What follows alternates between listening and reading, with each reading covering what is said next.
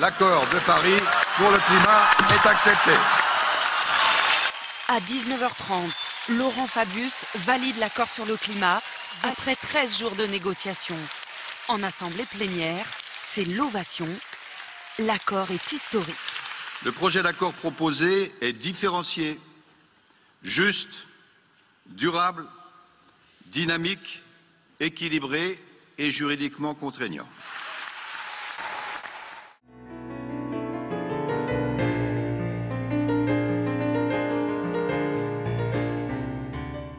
Alors, si on veut éviter de secouer le cocotier trop fort, quel est le cahier des charges? Je vous ai dit tout à l'heure, le CO2 est une molécule chimiquement stable. Ça veut dire qu'une fois qu'il est dans l'air, il ne s'enlève pas facilement. Et donc, ça veut dire que pour éviter qu'à un instant donné, il y en ait trop dans l'air, il faut tout simplement limiter la quantité totale qu'on va mettre dans l'air. C'est la notion de budget carbone. Le budget carbone, c'est la quantité totale de CO2 qu'on peut mettre dans l'air avant que la situation n'atteigne un certain seuil. Et à ce moment, on sait qu'on ne peut plus l'enlever, et donc il faut vivre avec. Alors si je suis un peu plus précis, à fin 2022, on avait mis dans l'air à peu près 2400 milliards de tonnes de CO2, et la température s'était réchauffée en moyenne sur plusieurs années, parce que 2023 a été vraiment exceptionnel de ce point de vue, d'un peu plus de 1,2 degrés. En 2024, à 2023, décidément, je vais y arriver, on a frisé les 1,5 degrés sur l'année civile, et si vous regardez les 12 derniers mois, c'est-à-dire de juin 2023 à mai 2024, on est au-dessus de 1,5 degré. Alors c'est notamment dû à un effet El Niño particulièrement marqué qu'on a en ce moment, mais pas que. Il y a d'autres causes qui interviennent peut-être, et notamment le fait qu'en diminuant la pollution locale, on augmente le réchauffement global. Ça, c'est une bonne nouvelle. Mais ça, c'est également quelque chose, il va falloir qu'on s'y fasse. On va avoir des arbitrages à l'avenir à faire entre nuisances. Et ça va aussi être un problème pour vous. Je te fais un peu moins de réchauffement climatique et un peu plus de déchets nucléaires ou un peu plus de misère faite aux chauves-souris avec les éoliennes. Tu prends pas. Bon. Comme aujourd'hui, on sort d'un monde dans lequel, encore une fois, on n'avait pas ce genre de problème, parce que dans un monde infini, très grand, richement doté en ressources, ces questions de compétition entre nuisances se posent pas tellement. En fait, on prend, et des nuisances, il n'y en a pas beaucoup. Et là, à l'avenir, on va en avoir de plus en plus, ce problème de compétition entre nuisances. Donc, je te fais un truc qui diminue la pression dans un domaine, mais qui te l'augmente dans un autre. C'est une bonne affaire, c'est pas une bonne affaire. Elle dit quoi, la charte de l'environnement, là-dessus? Bon courage. Hein.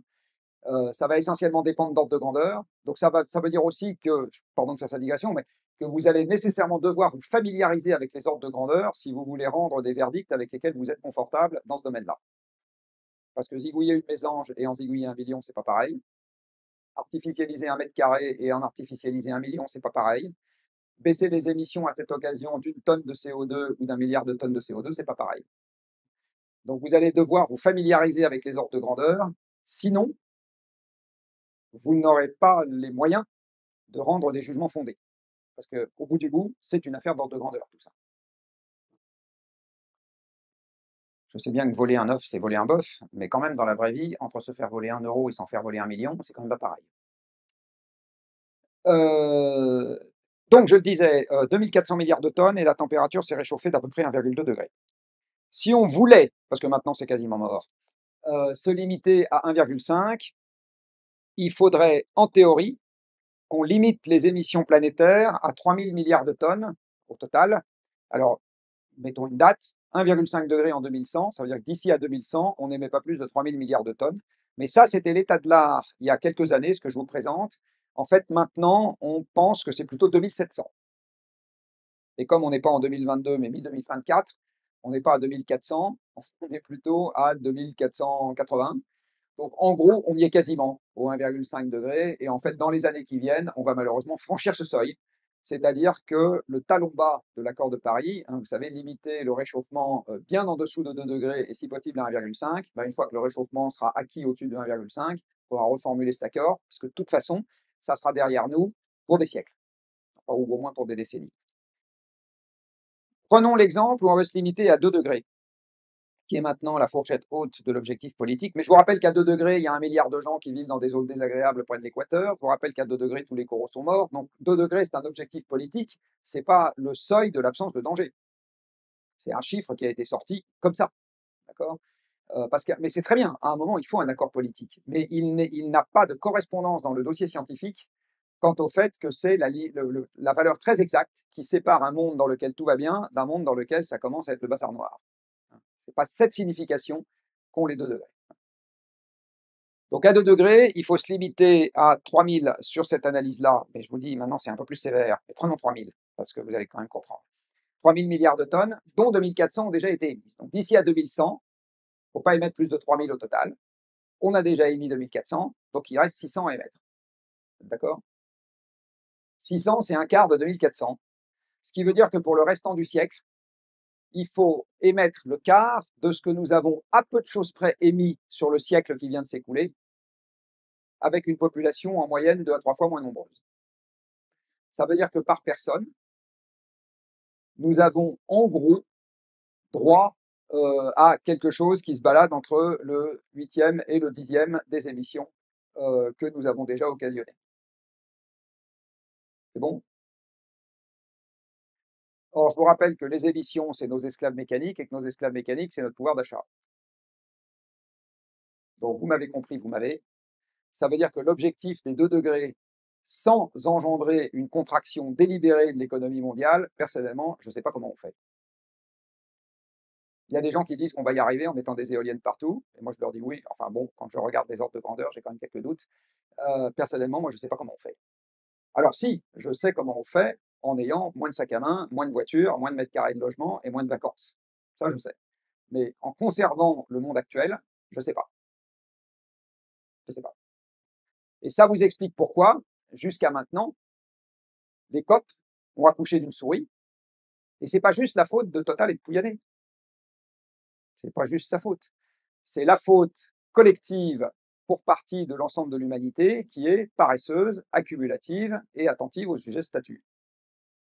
Voilà. C'est comme ça qu'on est fait. Et pour lutter contre ça, il va nous falloir pas juste le génie des ingénieurs, il va nous falloir un travail sur nous-mêmes, sur les valeurs et la morale. Sinon, on n'y arrivera pas. Ça me paraît à peu près évident. Il va nous falloir une philosophie du renoncement, ce qui est dur, très très dur de renoncer. Et quand on dit par exemple qu'on va arrêter de manger du beefsteak pour manger un peu plus souvent des grillons et des vers de terre, vous voyez bien les débats que ça provoque. Il y a un certain nombre de gens qui vous disent non, non, le ver de terre bourguignon, c'est quand même pas terrible, ce qui doit probablement être vrai du reste. Donc vous voyez bien, et en fait, plus que le débat sur les affaires nutritionnelles, c'est le débat sur les valeurs dans cette histoire, les traditions, etc. Enfin, c'est des choses qui sont plus profondes que ça. C'est pas juste technique. Et sur la partie renoncement, j'insiste sur le fait que c'est des renoncements à des choses matérielles. Donc, par exemple, l'espace habitable par personne, en 1974, il était un peu supérieur à 20 mètres carrés. Aujourd'hui, il est d'ordre de 40 mètres carrés. Ça, c'est matériel. Si demain matin, on doit accepter de revivre dans des logements 2 fois plus petits, c'est pas un problème de statut, je sais pas quoi, c'est matériel. Voilà, on accepte ou on n'accepte pas. Voilà, donc c'est ce genre Alors, dans le lien avec la question précédente, on acceptera d'autant plus facilement que M. Bernard Arnault passera de 1000 à 300 mètres carrés. Ça, je suis d'accord. Mais il y a quand même un sujet matériel dans cette histoire, et c'est ça la partie difficile à gérer. C'est absolument évident. Et vous voyez bien qu'aujourd'hui, si vous regardez le comportement du consommateur asservi au système industriel, livré à lui-même, regardez sur les voitures, par exemple, l'embonpoint des voitures des 15 dernières années, c'est un sujet de préférence partagée entre les industriels et les acheteurs. Ah oui, il y a quand même un sujet de préférence des acheteurs dans cette histoire, hein, quand vous sondez les gens. Et il n'y a pas de fait générationnel là-dessus, hein. Il y a RTE qui a fait une très grosse enquête sur la sobriété. Les jeunes ont encore plus envie d'acheter un SUV que les vieux, quand vous regardez les enquêtes d'opinion.